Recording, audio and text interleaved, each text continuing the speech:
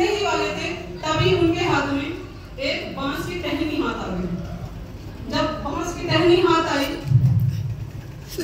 तो वो बांस की टहनी खाई में पकड़कर लटके रहे और जोर जोर से चिल्लाने लगे कि बचाओ, है बुद्ध, मुझे बचाओ। बुद्ध उनकी चीख सुनकर तेजी से आए और उन्हें धीरे से ऊपर खींच लिया, उस टहनी के सहारे से ऊपर खींच लिया। जैसे ही उन्हें ऊपर खींचा और वो फिर से आगे चले गए संग में चलते चलते तथागत बुद्ध उन भिक्षुओं से कहने लगे कि तुमने बांस की टहनी से कुछ सीखा, तुमने कुछ सुनाई दिया, तुमने कुछ महसूस किया?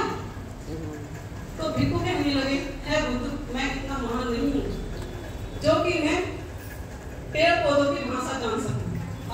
आप पेड़ पौधों की भाषा जरूर जानते होंगे।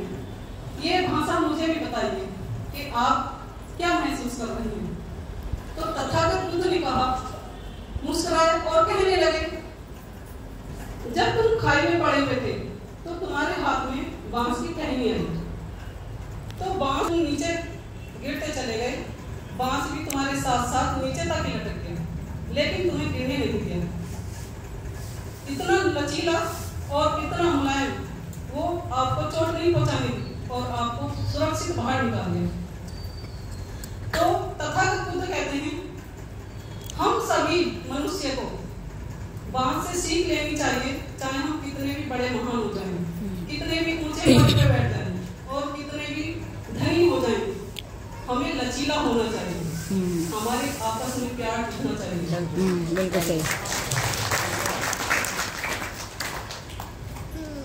देश की मिट्टी से भी यारी रख, दिल में भी खुशहाली रख, चोट न पहुंचे बातों से इतनी तो खुद में समझदारी रख, पहचान हो तेरी कुछ हटकर भीड़ में भी अपनी कलाकारी रख, दिल सबसे मिलता नहीं फिर भी जुआ अपनी प्यारी रख, नफरत में क्या रखा है, हंसकर जीने की अदाकारी रख, पल भर है जोश जवानी का, बुढ़ापे की भी कुछ तैयारी रख,